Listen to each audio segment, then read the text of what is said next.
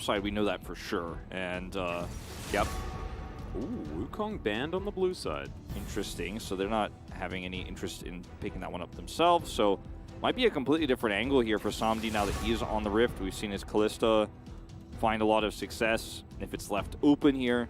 Yep. I don't think it will be, though, with the bans we're seeing from T1 right now. You'd kind of expect not. Life with a few different options here that they could potentially go for. Of course, Sylas has kind of slipped down the priority list. Yeah. Hasn't necessarily seemed as must ban. Gnar, too, so they kind of go hand in hand. I like this ban a lot. Faker's looked so good on this Galio pick, and you know, it empowers aggressive plays like what Zeus was looking for. It empowers those sort of, can I break the game moments. As the Kalista, surprisingly to no one, used the ban. We were saying that was probably going to come through here. So what's first pick here now? I mean, something like an Aphelios, this is not that kind of team, you know, and might just be due to getting the first pick Gnar, but Sylas is open. Feels rough to do that. They could first pick the Sylas, or they could just take the Zeri if they would like to. T1, of course, a lot of options into this Sylas if they would like to. But we'll see where their minds are going to be at. Of course, not wanting to pick the, well, the Ryze definitely there. Of course, I'm pretty sure Faker is pretty good at Ryze. Yeah, he's got a pretty... There might be a skin there that he never uses that he may have on the champion. He may be embodied as Ryze the Champion in a very famous opening video. Cold maybe Ryze as well. Well, it Lulu. will be Lulu. Maybe it's just Lulu Zeri. Well, you don't have to grab your AD carry just yet here, necessarily, as T1. Might want to wait and see if they're going to play the Zeri. Samdi not, you know, our resident Zeri winner, unfortunately, at this moment in time. I think T1 could definitely look to grab the Ryze here if they want to play a more flexible draft, because I think that's going to be their choice in these first 3 picks no matter what. You don't necessarily need to lock your AD carry in just yet. Will actually be the Talia, which has been another champion that's laned pretty well into the Sylas here. Yeah. Only for experts in the mid lane, though, I would say. It doesn't feel like a very comfortable matchup for our east side teams, but it's Faker who'll be piloting this pick. Yep, east side teams or Vikla, who didn't have a great game on the Talia in our previous series. But still, it's going to be a flex pick as well, so Ona could theoretically be playing it also if Faker would like to jump on one of his more attack damage based champions. As Sivir is going to be locked in with the Zeri available. So Life Esports actually feeling like Sivir is the better choice here. We did see Henna manage to win a game as the Sivir into the Zeri. That was also Sivir into a Talia, I guess, if we are going to cast our minds back just a little way to our previous series. But both of these series have had so many similarities that we just kind of have to keep casting it back. Sylas and Gnar together, obviously very strong, because, you know, you have so many engage options now with Life Esports. You could steal a lot of great ultimates away. We'll, of course, have the Gnar ultimate. Zeri will come through here with the Lulu, with the Sivir. It's almost as if these two teams just decide that's the matchup, that's how it's going to be. Because T1 could have actually gone Aphelios here and been like, all right, well, you have the Sivir, but I have a different, you know, 2-item spike, 80 carry here, and I want to play a very different game. But Zeri is much stronger right now in this meta. And Talia is going to be so good at shaping some of these early fights away from Life Esports. I love this ban on the Leona. Yeah, Leo going to be coming through here. Of course, Kerry had a great game on Leona last time around. This time just denying it from Vista. He was very comfortable on the pick as well. Poppy going to be taken away so that T1 don't get to do the double no dash comp, which I think is going to make the game a little bit more playable for Life Esports. Yeah, I wonder if Zeus has any interest in playing the Gwen this time around, considering it isn't to the Gnar, and has been a matchup that Gnar has felt a lot more comfortable with recently. And see if Life Esports just bans it away. As early game jungle picks are very powerful, of course, trying to shut down the Zeri, but also could be good at punishing the lane that is trying to push. So that's what Sivir is going to be looking to do. Do you know what I want to see T1 do? Just lock in Yone and flex it between mid and top lane, and flex the Talia between jungle and mid. That's what I want to see. Well, it becomes more likely with a Gwen ban here, but I still think the chances are very small. Yeah. I just really like it would probably Zeus work, and though. Faker's Yone. I just think that they're both very fun. So maybe they could do it. Just, it's not my birthday, but my birthday's coming up next year. Lee Sin? Yeah, so that's going to say no. Although, theoretically, Zeus could be playing the Lee Sin into Gnar because that has been an okay matchup in the past, Copium. Let's see. Just trying to make the series as interesting as possible here on the caster desk. Clutching at straws a little bit, clutching at straws. Hanwha Life have the option to play something like a Karma here to continue that pushing power we've seen so much into these Zeri lanes, but it's Lulu here. Nautilus is going to give you a little bit more hard engage and will be a little bit more lockdown for the Zeri pick. And lastly, you know, I mean, it might just be another Viego angle here for On Fleek because you need to be getting picks early in these fights. You need to be setting up these fights quickly and looking for resets and dominating around the mid-game where the Sivir Silas is going to be at its strongest, and Viego fits the bill for this too. And basically everyone he could steal from on the side of T1 is going to be insanely valuable at snowballing fights. Yep. Let's see what it's going to be here. Is it the Flex Lee Sin? Probably not. Is it going to be the Flex Talia? Probably not. It's going to be the Flex Lulu? Probably not. Definitely not. I mean, Lulu is one of Faker's most played champions of all time. The boring option. No. Even he knows it. It's the boring option. I was hoping maybe we were going to see something like Aurelia or, you know, a Camille pick, and he's just going to dominate the lane again. He's going to try to punish this Gnar in mini Gnar form. Owner's going to camp the top side. I'm still waiting for the swaps to come in, Wolf. Lulu going to switch Sejuani support. And, yeah, it's just going to be this, isn't it? It's a very standard composition here. As I wonder, no, Faker is of course not going to use a skin, so we're not going to be able to get the Frosty Wall as well as the Frosty Sejuani. No synergy. No synergy whatsoever. Well, I mean, there is actually quite a lot of synergy with the composition. Yeah, it's not with the skins. Not with the skins. Well, Hanwha, you're going to have to get a really nice mid-game lead, and you're going to have to roll with that towards, you know, third Drake fight. You're going to be looking for at some point because he's played so many, he almost broke 20. Yeah. And he might still break 20 towards the end of the season. It's not over yet. He's on. This is his 18th game on the Gnar. I cheated. I looked it up. Well, now we know, and I normally have that one in front of me, but again, I decided in this matchup I wasn't going to be keeping the Gnar counter high. You can just say many. You can just say many, and it's most. Most of his games were on Gnar. Is basically how that one goes. He's a very good Gnar player is what I'm getting at, and we'll see if the management of that Gnar bar will be good enough to get those team fight wins around the mid game. Because I see, my crystal ball here is if there is even a little crack in how Hanwha Life Esports set up, even one small error, we're seeing the Zeri grab a kill or 2 kills in a mid-game fight. You make one mistake against T1's comp, the Zeri moment happens early. No, that's exactly right. Plus, it's owner's Lee Sin. So we'll have to see whether he's going to get things going early as well.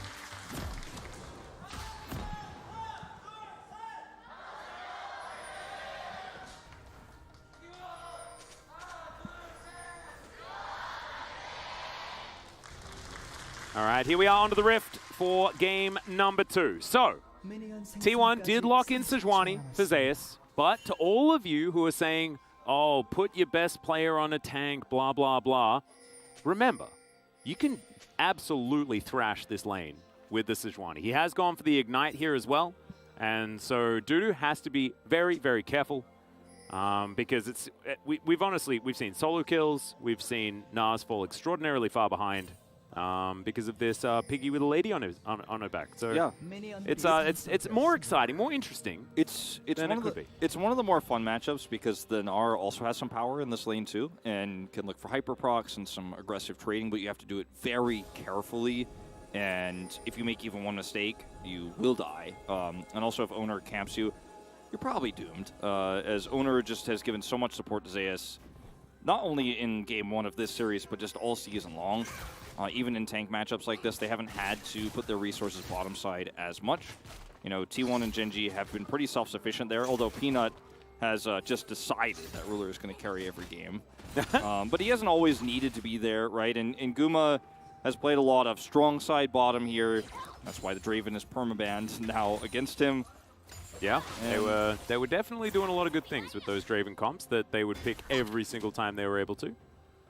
Yeah, it was a pretty successful champ, let's say. And I am most looking forward to seeing if Samdi can perform on the Sivir in the mid-game fights that he will be stronger in with his ultimate, with his first item, the Kraken Slayer he's going to pick up here. Because if he can't pull it off, you know, it feels like this composition is going to fall apart faster than a house of cards. No, I agree. As Dudu, 4-13 on this Gnar. So confirmation that it is 17 games. So this means that he has now played 18 games of Gnar and 19 games of anything else. Yeah. This season. About hitting the 50% mark there. Yeah, he really is. We need to go to a game number 3, and he needs to play Gnar again for that perfect synergy.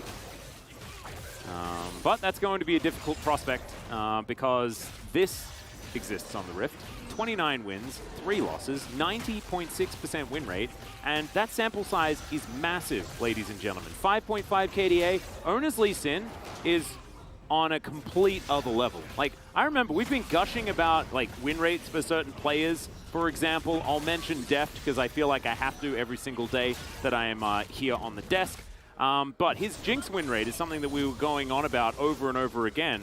And it hasn't been 90 for a long time. Owner is still sitting there with a 90+ win rate on this Lee Sin. See, Lee Sin's on a bit of a loss streak. The reason why Owner hasn't been able to save that is because he keeps getting banned against him. He's just not allowed to play it usually. Well, here he is again. Extendo beam to come down. Samdi taking way too much damage. He's trying to spell shield incoming auto attacks, and it's not working out already. Flash and heal down for the Sivir.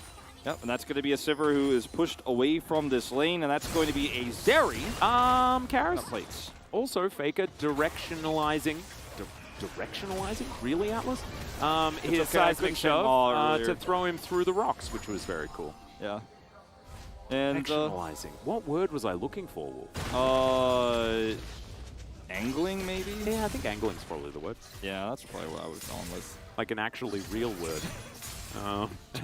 Directionalizing was very cool sounding, though. It did sound cool. When you just add "izing" to things, non-native English speakers just trust that it's true. Because that's what we do. We just "ize" things in English. Yeah. We "ize" things and we "ish" things. Yeah. And if you're learning something, then you just become an ologist of anything that you ever want. I'm a directionizing-ologist. Yeah, directionalizer-ologist. Attition. Yes. Okay, back to the real gameplay at hand. Zeri doesn't grab a kill, but will grab a plate early on in this game, and that's speaking a lot. Now here comes the top side camp. There's no vision. He sneaks through here using a ward hop through the pit. Unfortunately, that minion trolls him, but the pathing was cool because he's able to safeguard ward hop through the Rift Herald pit there to find the angle and almost pulls it off. Ooh, Faker might be in a little bit of trouble here. On Fleet is rotating over. There's the flash forward. Karis is going to land the chains as well. Faker's going to flash. Seismic shove. Oh, he even avoids the chain lash as well. Fantastically well done. Seismic shove missed the mark. However, Faker with his flash is able to escape. Okay. Extendo beam blocked there, but yep. Going to be spell shield down for a moment. And it is going to be on Fleek looking for Drake control, knowing that Owner was topside there. And I think this is actually a really nice call. Prio in mid to Karis right now on Fleek, looks for a pick and then just sets up this Drake very easy.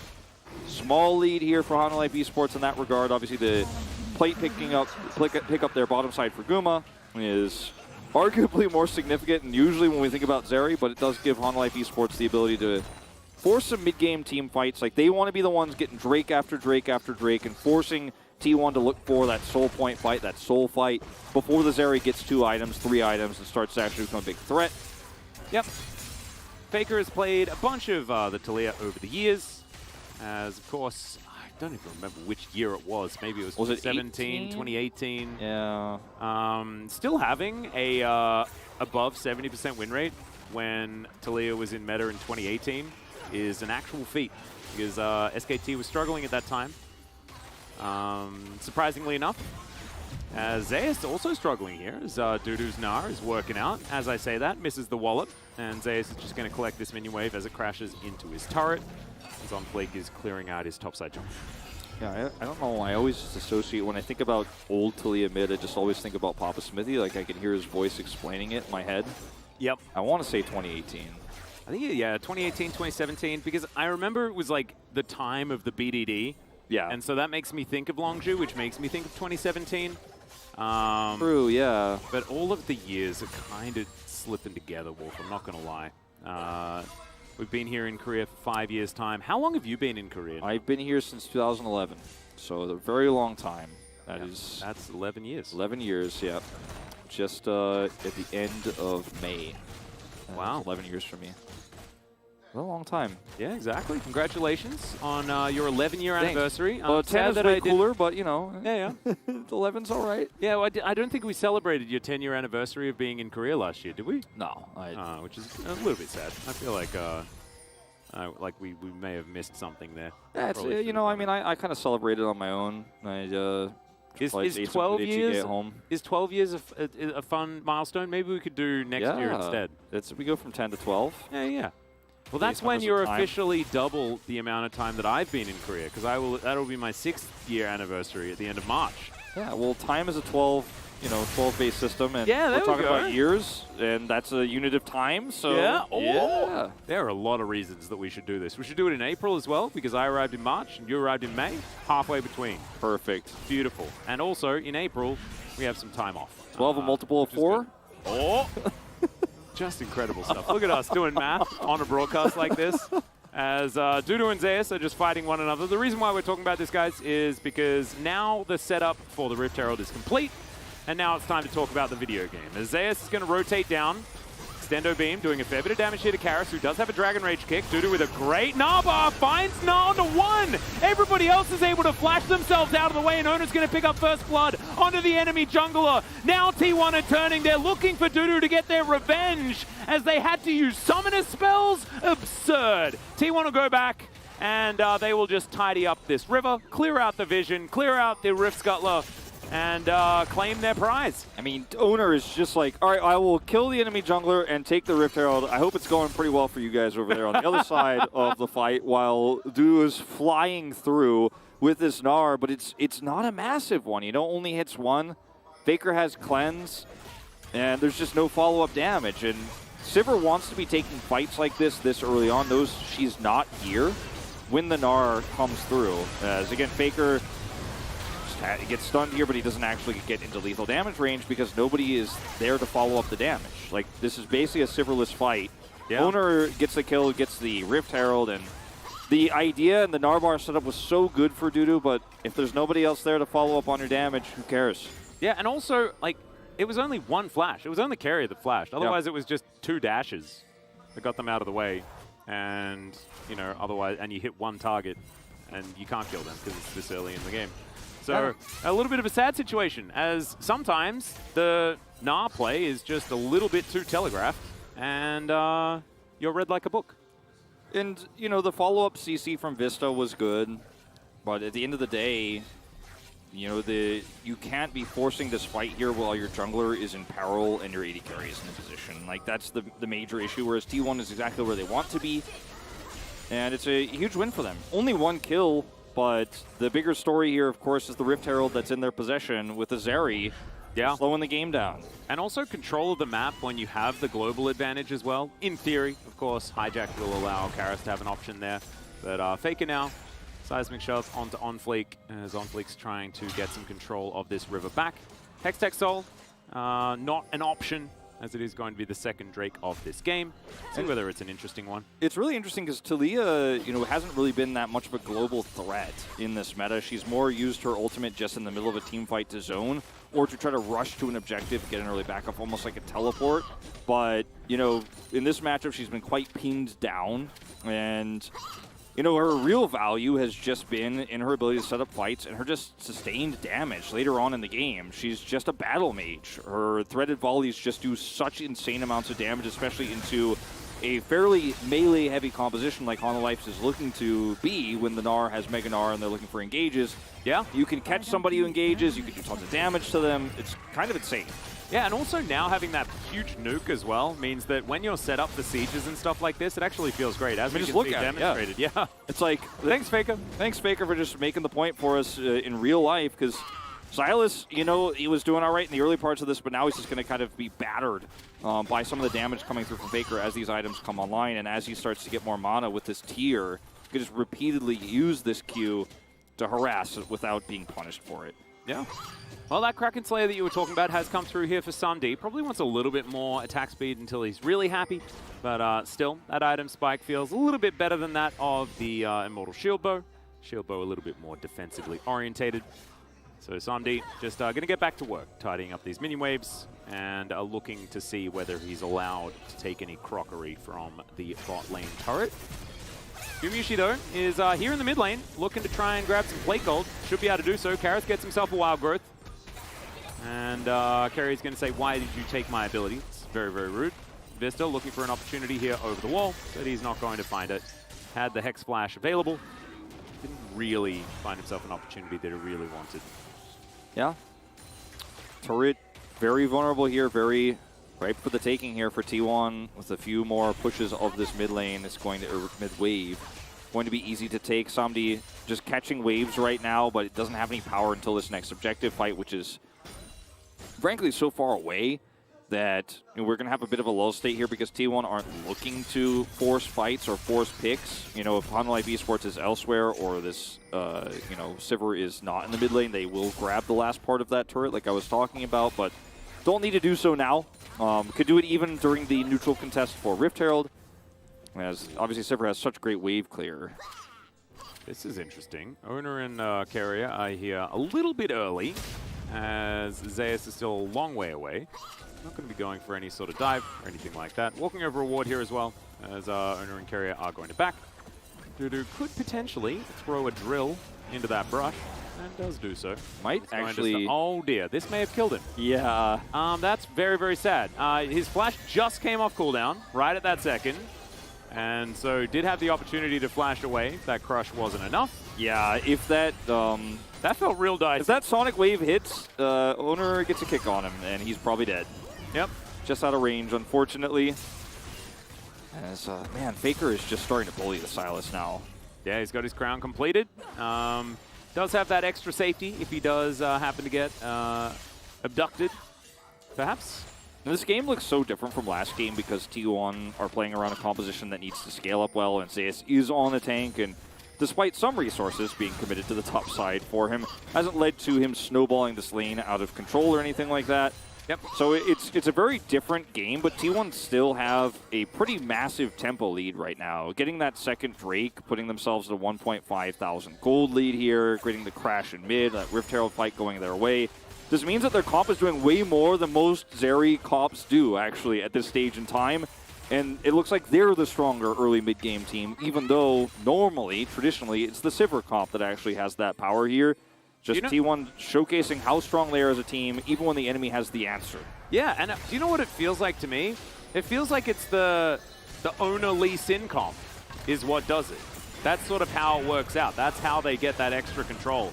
As here we've got a bit of a battle brewing, as Karras looking for an angle for this Glacial Prison, but they're getting zoned away. Faker with so much control of this area. Zeus finds the Glacial Prison. There's the seismic shove as the Viego tries to get out, but he just can't. Now Owner's looking for the Q. He'll, of course, get it, but he gets walloped underneath the turret. Beautifully played by Dudu. He is going to get punished here, as Faker can just throw some rocks through, but oh, can he? All right, so they do manage to take that one. Faker goes golden. SumD has great use of his spell shield, and they will be able to finally pick up that kill as well, as T1 will take Shirley. A little bit flashy here for T1 of a take on this Herald. In fact, they're going to have to let this one go, it looks like here. Guma on the edge here, and Carrier used his ultimate earlier on, used his heal. Well, Hook is going to connect here as Karras is going to land the chains, and Gumayusi, he just thought he could dash over the wall, but he was staying there too long. Probably should have just flashed that one as, oh no, the Herald is going to get dropped of aggro for just a second. We'll be able to maintain the pull here though, and are going to be taking this one away. So Dudu is just like, well, if they are going to be this crazy, if they're going to be this all in on me, I'm actually going to be a hero. Turns that one around so beautifully. Yeah, I saw the Nahbar Wolf, and I was like, but it's not. And then I looked over and I was like, but it's Ona, so he's definitely going to be able to do this. And then, no, as it turns out, still never mind. Crazy how many resources are committed and they still don't trade up on that part of the map. As the engage here is beautiful. They take out on Fleek. Dudu is pushed back. You could just take the Herald here, but no, we got to be showy, right? Could, and Dudu, should, you know. Yeah. Just because you might be able to doesn't mean that you absolutely should try to force this. As then Faker gets walloped and knocked up. Yes, Dudu gets killed, but Faker is left out to dry here, even though Keria commits heal. In the meantime, On Fleek is going to head up towards that top side and kill Faker in trade for the Dragon. Some happy gaming is ensuing here as we are underneath it could become sad very quickly. Gold lead. Yes, indeed. Dudu going to hop away as Keria and Ona were in the vicinity. T1 will take this out of turret. Zeus is extraordinarily tanky. Q connects, of course, and Vista is well and truly dead. T1 going to prove to us that they are still in the lead. As Glitter Lance goes wide, On Fleek looks for a stun, doesn't get it. Zeus very tanky. As Ona will land a Q. Paying a lot of respect to the position that On Fleek could be in. As Hanwha back away. But there's just no objective to fight for, so... Yeah, it's just that they're fighting for fighting's sake. I mean, the one objective to fight for, of course, was defending the mid-turret, but they were trying to find a little bit more information of what was happening around the Raptor camp. They weren't fully grouped up, and unfortunately, Vista was kind of left out to die there. As we're going to watch what happened to Faker as he comes over here to try to defend this turret, and is, of course, flashless and cleanseless, so just instantly deleted. Yep, Heartbreaker, pretty useful there to avoid seismic show. And notice where everybody else is. They're trying to group up for that Gnar bar that's set up for shutting down Lee Sin, but Guma and Zeus are pushing this. Vista, once the turret is down, is just completely isolated and destroyed. So an easy pick here for T1 after Faker's death. They grab the turret. So a trade up for them in terms of crucial objectives, despite that top side play. So it's a turret for a turret. But T1 still walking away as the dust settles with the big advantage. Not as big as it used to be after that really odd scuffle on the Rift Herald. Yeah, but if you're a T1 fan, don't be too worried. There is still a Zeri in this game. She is 1-1-2 and on even farm with this Sivir and has a turret lead and a gold lead. So yeah, everything's fine. T1 at this stage. However, if they make any more whoopsies like this, things could become a little bit more problematic. As now T1 pushing up here in this mid lane in the 4v4.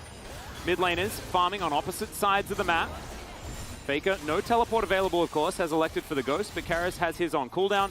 He will take this out of turret, and Faker's looking for his. Q connects here onto Dudu, who's just throwing drills around, and now Zeus is sort of alone underneath this one. There is a Gnar into the wall. Ona is going to turn up. On Fleek has to get himself out of here. The Ignite's still ticking down as Ona finds yet another one. Safeguard to find SamD, and they are tidying everyone up. Ona is too good, Wolf. He's just too good at Lee Sin. He's just too good. Now, he did set the chains in motion for that disaster that happened on the top side. But you know what? He's just going to make up for it. Everything before that moment was amazing, and everything after that moment so far has been amazing. And that's going to be a successful defense of a turret and a Baron take on spawn here for T1. 3 members of Hanwha Esports still in the death chamber as this Baron goes down. And T1 just will be able to set up successful defenses of objectives. You see what happened with the Nautilus or Vista and the rest of his team are not on the same page on the defense. Look at how well set up T1 is here to actually use the last 5% of this turret's health to force a successful team fight here. On Fleek's got the Ignite ticking against him. Owner plays this perfectly, takes him out, and SamD with the help of Faker, of course, to get the slow here onto Vista. 3 kills, Baron, and this game is now wide open for T1. 3rd item for Zeri on the horizon here.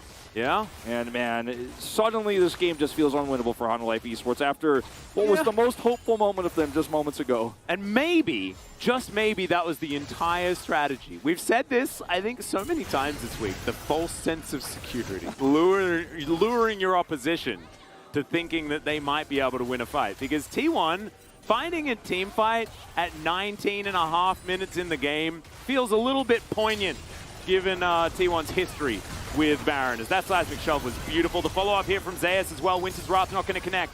As Look at all these minions. Does make it into the camouflage mode. Faker has to flash to get himself out of the way here, as there is the flash now. Lands onto 2. Zeus able to arctically assault away though, and somehow T1 all survive. Yeah, they all survive here. The push is staved off for now. And some flashes are expended. Faker and Keria losing both of their summoner spells, but they could just wait for the next wave and siege it up again. Yep, here we go. Zeus is just dashing on forward. Ona is going to be able to pick up the kill onto Karis after a little bit of time here. Breaks his stopwatch afterwards, and it's going to be Gumayusi that's given the kill credit for that one. 3-1 and 4 now on the Zeri. Weren't we just talking about it being 1-1 and 2? Zeri things. Just Zeri things. Yeah, just Zeri things. Who needs to upgrade boots? Not Zeri. She presses R to get boots. That's what champions do now. Zeus, can you just Arctic Assault out of that? Yeah, I guess you can. No worries there at all. Faker with the Weaver's Wall to come on through here is now HLE Esports is not where you want to be. Ona's underneath the turret, but of course that doesn't matter as he safeguards his way out. Gumayusi picks that one up with a last-minute Q. And this is just starting, it's really starting to look like the Harlem Globetrotters now, Wolf. Yeah. T1 turned this game into what looked somewhat competitive after that Herald fight into completely unwinnable at all in any way after that mid-turret. It's their hyperbolic time chamber. They're just limit testing nonstop as...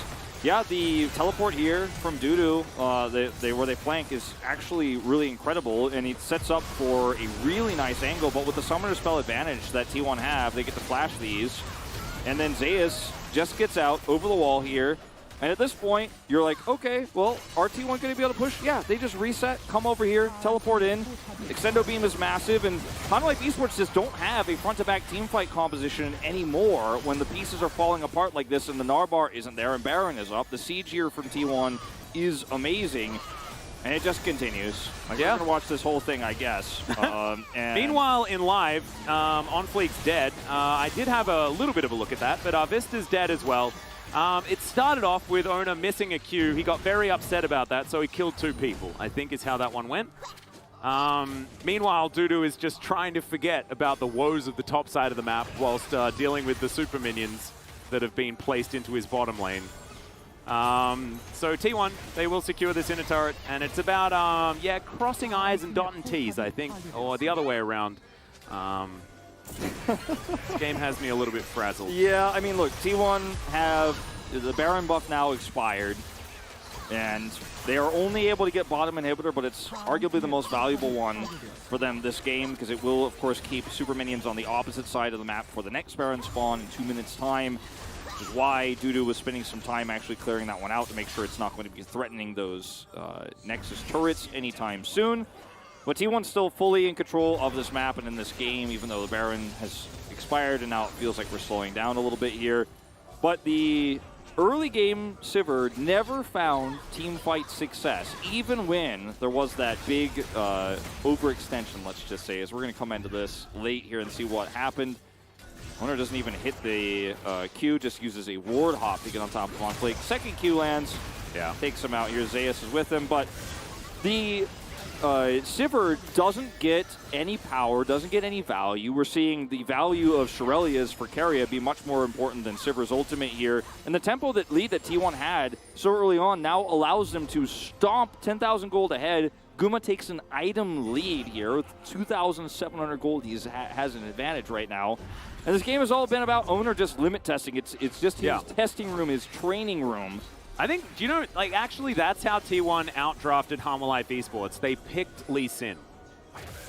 And actually, the rest of it is entirely irrelevant. In this game, yeah. Yeah. He's just too good at this champion. I think this is a phenomenal showcase of, I mean, yes, the T1 draft, absolutely playable, totally fine, but HLE Esports as well. They've got a great one. But unfortunately, the fact is, we have nameplates, and the Lee Sin has Owner written on it. And therefore, it's like, oh, well, I guess we lost.